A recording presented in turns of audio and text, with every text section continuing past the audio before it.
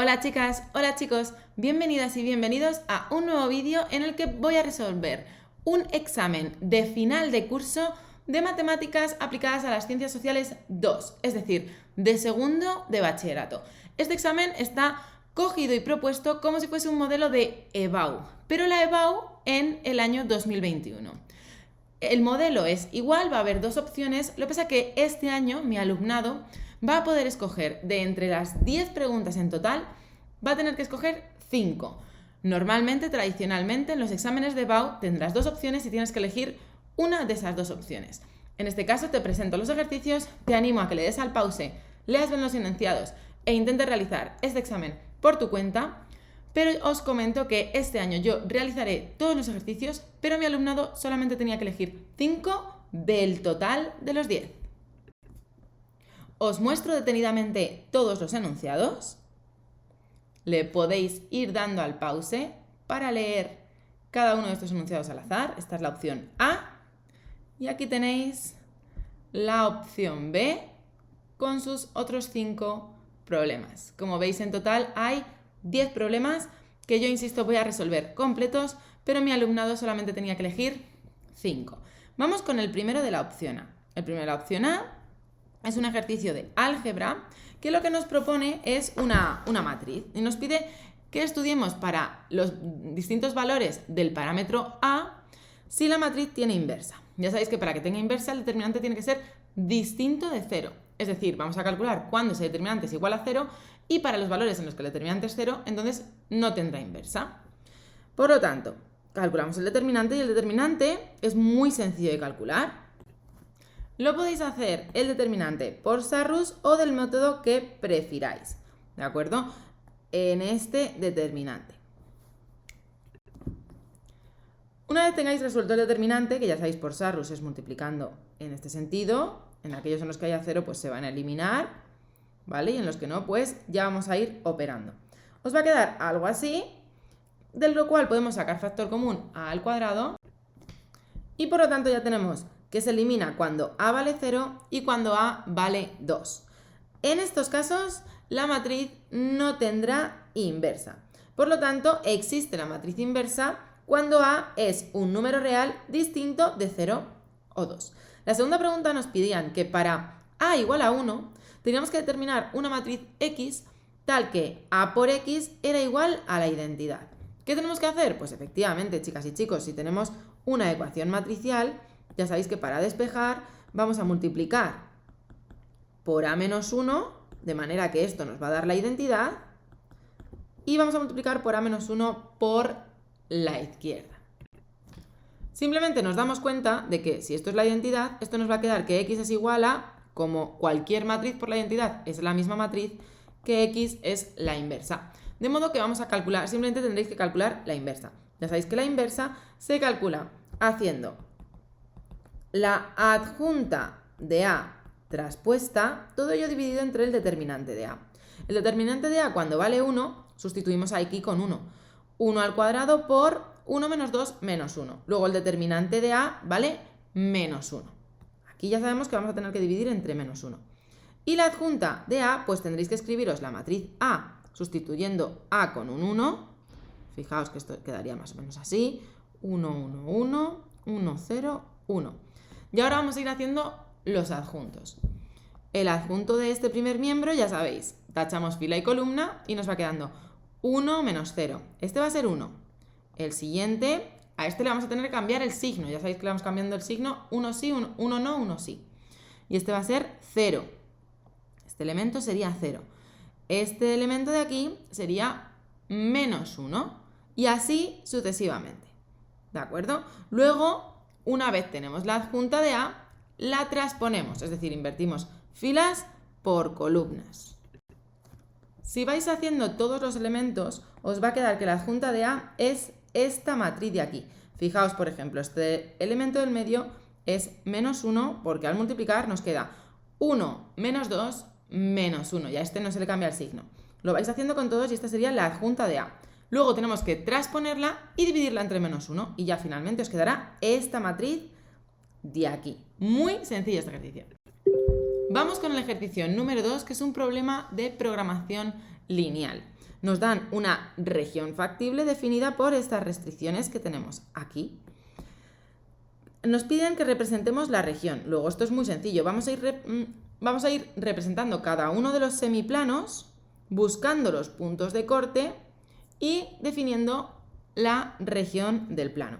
Ya sabéis que para representar, por ejemplo, esta, lo que tenemos que hacer es ir dando valores a la x y a la y. Vamos a hacer una tabla de valores. Cuando la x vale 0, la y vale 16. Cuando la y vale 0, la x vale 8. Y así ya tenemos 2 puntos que son suficientes para representarlos. Fijaos en el primero, el punto 8, 0, y este sería el punto 0, 16. ¿De acuerdo? En la otra, porque esta era la 2x más y menor o igual a 16.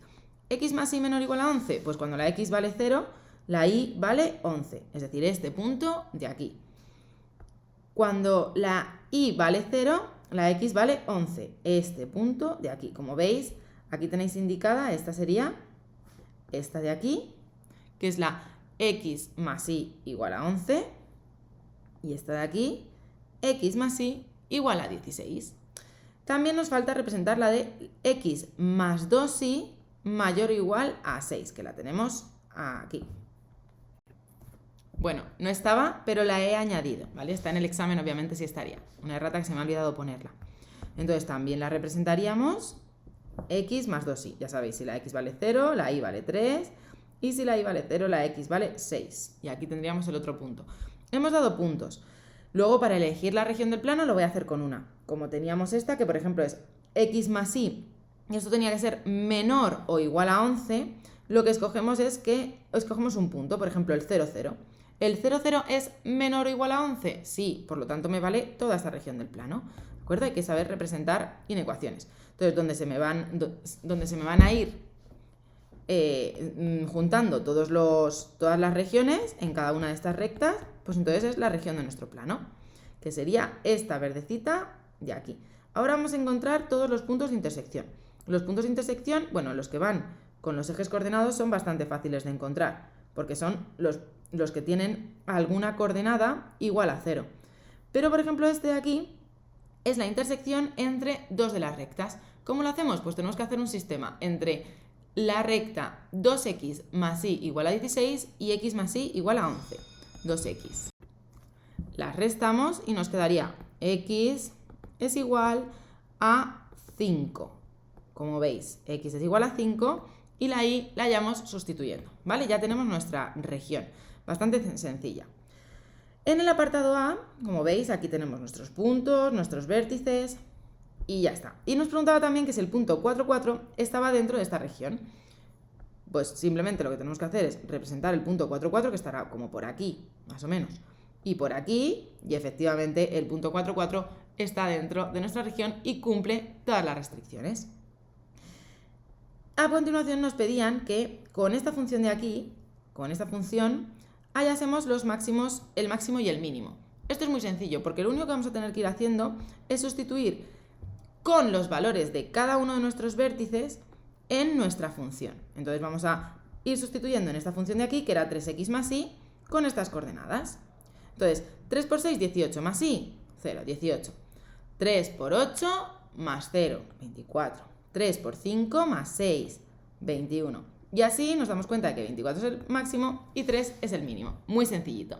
Vamos con el ejercicio número 3. El ejercicio número 3 es un ejercicio de análisis. Nos dan una función definida a trozos y nos pueden estudiar la continuidad y además determinar el área del recinto acotado por la gráfica, el eje de abscisas, es decir, la gráfica estará por encima o por debajo, y las rectas x igual a 0 y x igual a 2, es decir, entre 0 y 2. Muy sencillo. Para determinar la continuidad, vamos a ir estudiando qué pasa en cada uno de los puntos en los que nuestra función se divide. Por lo tanto, vamos a ver qué pasa en x igual a menos 1 y a ver qué pasa en x igual a 1. En x igual a menos 1, pues primero miramos por la izquierda y vamos a mirarlo con la función que estaba definida hasta x, o sea, que era menor o igual a x menor que x menos 1. ¿Vale? Menor que menos 1. Y entonces sustituimos y nos da 3. Entre menos 1 y 1 nos da menos 1. Por lo tanto, como no son iguales, tenemos una discontinuidad no evitable. A continuación vamos a estudiar en x igual a 1. Para eso estudiamos esta primero por la izquierda en el trozo del medio, que sustituyendo nos da 1, y luego por la derecha en el último trozo que nos dan, que es esta función de aquí, y nos da 1. Por lo tanto, en esta ocasión sí es continua. Luego la función es continua en todo R, menos en el punto -1, que tenemos una discontinuidad.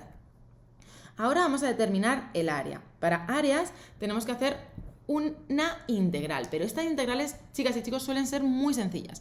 Os animo a que os las preparéis porque suelen ser muy sencillas, polinómicas muy sencillas. Como nos lo pide entre los puntos 0 y 2 y nuestra gráfica se divide en el 1, vamos a tener que estudiar el trocito entre 0 y 1 con el trocito del medio de nuestra gráfica y el trocito de entre 1 y 2 con el último trocito de nuestra gráfica. Fijaos, aquí cogemos entre 0 y 1 el trocito, la función en el que está definida nuestra gráfica. Fijaos que nosotros teníamos esto, entonces como tenemos que estudiarlo entre 0 y 2, claro, aquí es a partir de 1, en este trocito es a partir de 1. Por lo tanto, entre 0 y 1 vamos a fijarnos en esto de aquí y de entre 1 y 2 en esto de aquí. Y luego las vamos a sumar. Así que eso es lo que hacemos. Calculamos dos integrales. Primero la integral de este primer trocito, que fijaos es muy fácil porque la integral de x, diferencial de x, es x al cuadrado entre 2. Luego simplemente tenemos que sustituir con el 1 y restarle lo del 0. Con 1, 1 medio. Menos 0, pues 1 medio. Y la otra función, pues lo mismo, pero entre 1 y 2. Hacemos primero esta integral, que es muy sencilla porque fijaos, aquí tenemos menos x al cubo partido por 3, y aquí tenemos 2 por x al cuadrado partido por 2, esta misma. Ya sabéis que sumamos un grado y dividimos entre lo mismo. Entonces este 2 se me iría con el 2 que tengo abajo y tendríamos simplemente x al cuadrado. Nos queda esta integral. Sustituimos con el 2 y le restamos el 1. Al sustituir con el 2 nos queda menos 8 partido por 3 más 4. Como es 4, voy a poner ya directamente 12 y así lo pongo dividido entre 3. Ahora tenemos que restar menos por menos más sustituyendo con el 1. Más 1/3 y menos, porque estoy invirtiendo el signo porque estoy restando todo esto otra vez, estoy restándolo. Entonces, menos, esto es lo mismo, chicas y chicos, que supusiese, vaya por Dios, pasa que lo estoy haciendo más rápido, menos 1/3 más, ¿vale? Pero ya estoy cambiando el signo directamente, ¿ok? Con un corchete. Lo dejo así. Menos, sustituimos con el 1, como es 1, pongo 3/3 y así ya directamente lo hacemos. 8 y 13 es 11, que le quitamos, nos queda 1 y 1, 2/3, ¿vale? Esta cuenta da 2/3, ya la tenemos, ¿vale? Y ahora simplemente las tenemos que sumar, sumamos 1 medio y 2/3 y fijaos qué fácil esta integral, aunque sé que os asusta al principio, pero este ejercicio era muy sencillito. Vamos con el problema número 4. Este problema es de probabilidad. Fijaos, lo que nos proponen una situación, entonces lo primero que nosotros vamos a pensar es ¿qué experimentos tengo? Y los experimentos que tengo son, primero, si recibe clases de ballet o no recibe clases de ballet. Y después, si recibiendo clases de ballet, recibe clases de flamenco o no recibe clases de flamenco, ¿vale? Dos escenarios, es decir, ballet, dos experimentos, el ballet y el flamenco. Entonces, teniendo dos experimentos, hacemos nuestra tablita. Primero, ballet, fijaos, probabilidad de que haga ballet, 60%. Probabilidad de que no lo haga, 40%. Y luego, flamenco, escenario flamenco. Probabilidad de que haga flamenco si estudia ballet, 65%. Probabilidad de que no estudie flamenco si estudia ballet, 35%. De las personas que no estudian ballet, el 30% estudian flamenco. Y de las personas que no estudian ballet, el 70% no estudian flamenco. Todo esto lo sacamos, por supuesto, de todos estos datos que nos dan aquí. Vale. Bien, aquí faltaba una frase que por supuesto mis alumnos en el examen la tenían, lo que pasa que me di cuenta después. Además, el 30% de quienes no reciben clases de ballet reciben clases de flamenco, ¿vale? Esta frase faltaba aquí, en este punto. Por lo tanto, por eso sabemos que es el 30% de flamenco de quienes no reciben clases de ballet y el 70% no reciben clases de flamenco ni de ballet tampoco. Vale. Por lo tanto, con este árbol ya podemos decidir quiénes reciben clases de flamenco. Clases de flamenco me vale este caminito y este caminito también, porque me da igual si recibe clases de ballet o no, lo que me importa es si recibe clases de flamenco. Y sí que recibe clases de flamenco tanto por este camino como por este. Por lo tanto, simplemente haciendo una multiplicación de nuestras probabilidades, tenemos el total de personas que reciben clases de flamenco. Además, nos pregunta que la probabilidad de que reciba clases de ballet si no recibe clases de flamenco. Ya sabemos que no recibe clases de flamenco. Esto es una probabilidad a posteriori, es decir, teorema de Bayes. No recibe clases de flamenco. ¿Cuál es la probabilidad de que reciba clases de ballet? Pues aplicando el teorema de Bayes, aquí lo tenéis, ballet si no recibe clases de flamenco, lo primero que calculamos es la probabilidad de que no reciba clases de flamenco. Como la que no reciba clases de flamenco es 1 menos lo contrario, es decir, 1 menos la probabilidad de que reciba clases de ballet, restamos 1 menos 0,51. Y luego aquí tenemos que poner la intersección entre que reciba clases de flamenco y no de ballet. Es decir, este caminito de aquí, clases de flamenco y no de ballet. Es decir, este, 0,4 por... No, perdón, que reciba clases de ballet, intersección de ballet y no flamenco. Entonces, 0,6 por 0,35, que estaba yo pensando en el caso anterior. Entonces, no ballet, aquí lo tenemos, 0,35 por 0,6. Y ya tenemos la probabilidad que buscábamos. Y el último de esta opción, lo que nos pedían es un ejercicio de estadística. En este caso, ya sabéis que siempre vamos a tener que pensar en qué tipo de distribución tenemos. Tenemos una distribución normal, es decir, vamos a tener una distribución y nos dan la media no nos la dan, y nos dan la desviación típica. Esto sí, nos dicen que es 15. Nos dicen que se ha tomado una muestra aleatoria de 10 tiendas de esta ciudad y se ha anotado el precio de cada una de ellas. A nosotros antes no nos daban la media. No obstante, en el apartado A nos piden determinar un intervalo de confianza. Aquí no lo pone, aquí tengo los enunciados un poco incompletos, pero en el examen estaban completos, que conste. Así que aquí nos piden determinar un intervalo de confianza. Decía exactamente, determínese un intervalo de confianza con un nivel del 95% para mu, es decir, para la media. Por lo tanto, nosotros lo primero que tenemos que apuntar es que tenemos un tamaño muestral de 10, porque nos han dado 10 datos. 5, 6, 7, 8, 9 y 10. La media de esos datos la calculamos fácilmente, ¿no? Simplemente vamos a sumar todos los datos y los dividimos entre 10 y tenemos 144,5. Además, sabemos que no podemos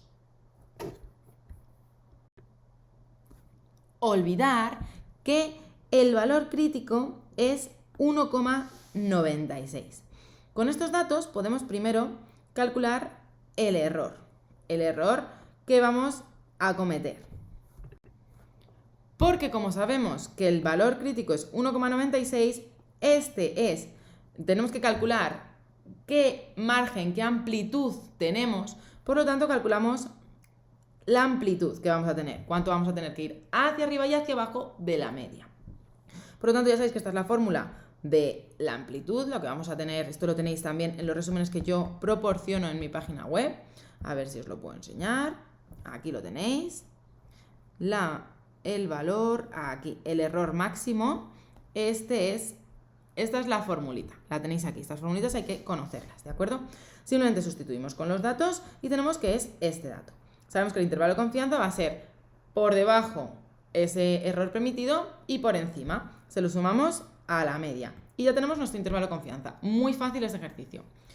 El apartado B, lo que nos piden es que calculemos qué tamaño muestral mínimo tenemos que coger para que el error cometido al estimar la media por la media muestral sea como mucho 8 euros, con un nivel de confianza del 95%. Como el nivel de confianza vuelve a ser del 95%, nuestro valor crítico vuelve a ser 1,96. Y ahora nuestro error es de 8, así que vamos a calcular la n. Vamos a utilizar la misma fórmula, pero vamos a despejar n, que es lo que no conocemos. Ponemos nuestros valores, sustituimos y vemos que tiene que ser mayor o igual a 13,51.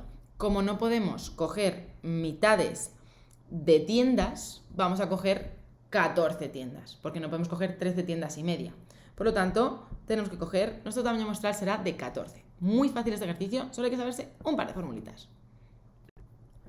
Vamos a resolver ahora los ejercicios de la opción B. Os recuerdo que yo estoy resolviendo todos los ejercicios en este vídeo, pero realmente mi alumnado solamente tendría que escoger 5 de entre estos 10. Y en cualquier otro año de la EBAU, lo normal es que tengáis que elegir una opción u otra. Pero es recomendable que miréis todos los ejercicios para aprender bien los contenidos y así no solo poder enfrentaros a la EBAU, sino también estar preparados para la universidad. En este ejercicio, el problema 1 de la opción B, también nos proponen un ejercicio de álgebra. Y nos piden que discutamos el sistema para los diferentes valores de A y que lo resolviésemos para el caso en el que A es igual a 0. Para discutirlo ya sabéis que lo que tenemos que hacer es preparar nuestra matriz con nuestra matriz A ampliada. Calculamos nuestro determinante primero de la matriz de coeficientes. Y vemos fácilmente que el determinante es 2A, ¿vale? Simplemente lo podéis hacer bien consiguiendo hacer más ceros o bien por Sarrus, eso ya como vosotros prefiráis. Entonces, este determinante, ¿cuándo se anula? ¿Cuándo va a tener un rango menor que 3? Porque nos interesa estudiar los rangos a través del teorema Rosse-Frobenius. Pues cuando la A vale 0. Cuando la A vale 0, el determinante de A es 0 y por lo tanto el rango de la matriz de coeficientes va a ser menor que 2. Así que si A es distinto de 0, el rango, como ya vemos, no se va a ver disminuido y por lo tanto el número de incógnitas va a ser igual al rango de A y también al rango de A ampliada. Por lo tanto el sistema es compatible determinado. ¿Qué pasa ahora si A es igual a 0? Pues vamos a ver qué pasa con el rango de A ampliada. Para ello yo he empleado Gauss para resolverlo. Gauss ya sabéis que lo que consiste, en lugar de ir resolviendo 4 determinantes, porque sabréis que para resolver el determinante de toda esta matriz tenemos que ir cogiendo primero esta, luego esta y esta. Luego esta y esta y esta. Tenemos que hacer todos los determinantes posibles. Entonces yo creo que es más sencillo hacerlo por Gauss, haciendo ceros por debajo de la diagonal principal. Y con estas cuentas que veis en pantalla, veis que he conseguido hacer ceros por debajo de la diagonal principal. ¿Qué pasa? Que fijaos en que hay una de las ecuaciones que se me elimina directamente. Esto significa que la matriz ampliada tiene rango 2. Y como tiene rango 2 igual que la matriz de coeficientes, entonces el sistema va a ser compatible. Lo que pasa es que va a ser compatible indeterminado, porque el rango de A es igual a 2, que es igual al rango de la matriz ampliada, pero es menor que el número de incógnitas. Como nos piden resolverlo para A igual a 2, nos están pidiendo resolverlo para un sistema compatible indeterminado. Es decir, dos ecuaciones, pero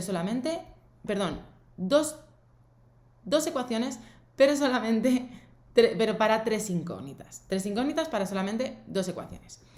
Como veis, porque tenemos estas 2 ecuaciones, que podemos utilizar estas 2, que ya de esta manera, esta se nos había eliminado. O elegir simplemente aquí 2, las que más nos gusten. En mi caso, yo como veis he elegido estas 2, pero he dividido la segunda entre 2 para que sea más fácil su resolución. Esto simplemente, ¿qué hacemos? Elegimos que una de nuestras incógnitas es un parámetro, porque tenemos 3 incógnitas y solamente 2 ecuaciones. 3 menos 2, un parámetro. Eso siempre lo digo. 3 incógnitas menos 2 ecuaciones, un parámetro. Incógnitas menos ecuaciones. Y si decimos que z es el parámetro, despejando obtenemos los valores de x y z. Y ya tenemos resuelto nuestro ejercicio. Vamos con el problema 2. En este caso es un problema también, de nuevo, de análisis, pero también era muy sencillito. Lo primero que nos piden es la integral de la función entre menos 1 y 1. En estos casos en los que tenemos un polinomio, aunque tengamos un producto notable que es más o menos manejable, yo siempre os recomiendo que, como es muy fácil integrar monomios, es más inteligente hacer primero el producto notable en algunas ocasiones y a continuación ir integrando cada uno de los sumandos. Y esto es lo que yo he hecho. Yo he hecho el producto notable por un lado, entonces me ha quedado esto de aquí, el producto notable, ya sabéis, primero al cuadrado, en este caso menos doble producto del primero por el segundo, más el segundo al cuadrado, ¿vale? Y esto es lo que me queda aquí. Y ahora simplemente es ir integrando cada uno de estos, que ya sabéis que es un grado más entre el número del grado más al que nos queda. Entonces aquí nos queda 9x a la quinta, aquí nos va a quedar un grado más a la cuarta, dividido entre 4, pues 12 entre 4, 3. Aquí un grado más, 3, dividido entre 3, y esto es lo que nos queda. Ahora lo tenemos que hacer entre 1 y menos 1. Aquí ya no me detengo, simplemente suma de fracciones. vamos a sustituir primero con 1 y le vamos a restar sustituyendo todo esto con menos 1. Este resultado nos da 94/15 y ya lo tendríamos. En el apartado B lo que nos piden es una ecuación de la recta tangente a esta gráfica en el punto de abscisa x igual a 2. La recta tangente, chicas y chicos, esto nos lo tenemos que saber. Ecuación punto pendiente. Y eso es y menos un punto igual a la pendiente por x menos otro punto. Este punto nos lo dan, porque es el punto x igual a 2. Este punto no nos lo dan, pero lo puedo hallar, porque este es el valor de la función en x igual a 2. Es decir, sustituyo aquí y ya tengo este punto. Y la pendiente también nos la dan, porque la pendiente es la derivada de la función evaluada de nuevo en x igual a 2. Por lo tanto, va a ser muy sencillo este apartado. Fijaos que lo primero que hacemos es hallar f de a, es decir, f de 2, lo que os decía, y sub 0. Y sustituyendo nos queda 64. A continuación calculamos la derivada. La derivada, ya sabéis, tenemos que aplicar la regla de la cadena. Primero bajamos la exponente, multiplicado por la función, y lo multiplicamos por la derivada de lo de dentro. No hace falta que operéis ni que lo dejéis más bonito.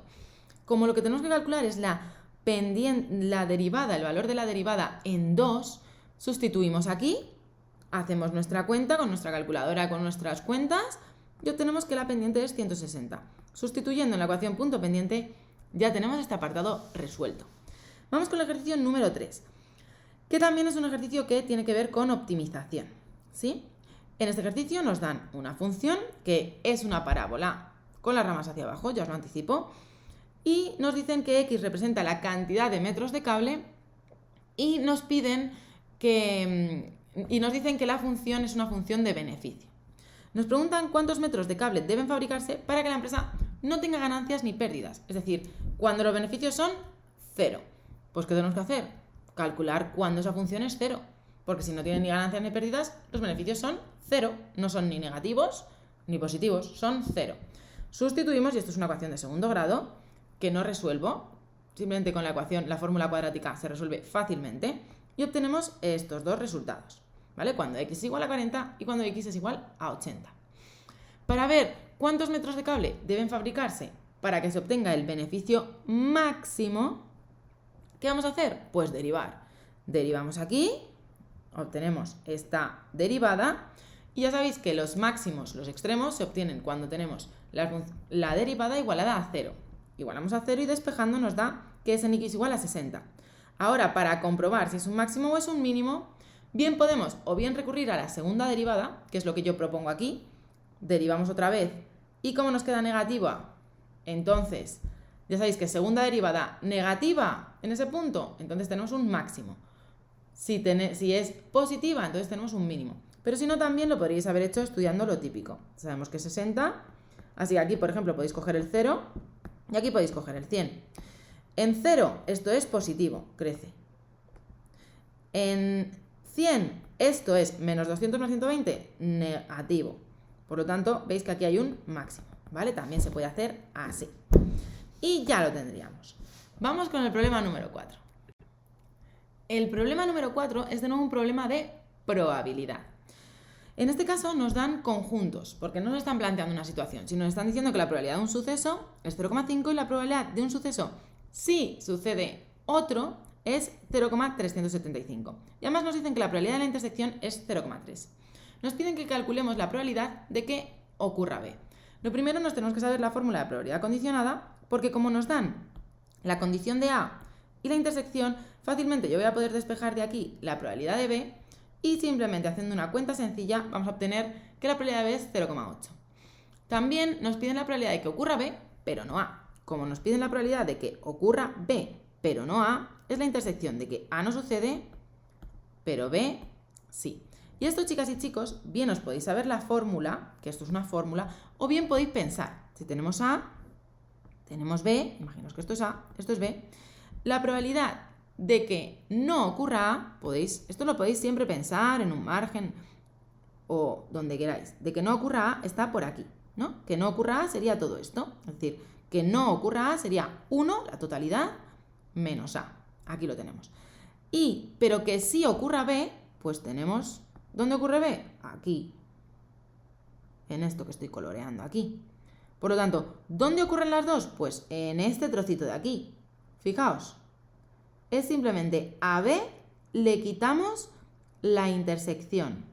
Simplemente pensando un momento, no hace falta saberse más fórmulas. Hay muchas veces que sí os digo que hay que saberse las fórmulas, pero en este caso esta fórmula no es necesario, porque simplemente pensando un poquito se saca. Y ya lo tendríamos. La probabilidad de B menos la intersección. Calculamos y lo tenemos. Este ejercicio era muy sencillo y era una clara apuesta, una apuesta segura. Vamos con el problema número 5.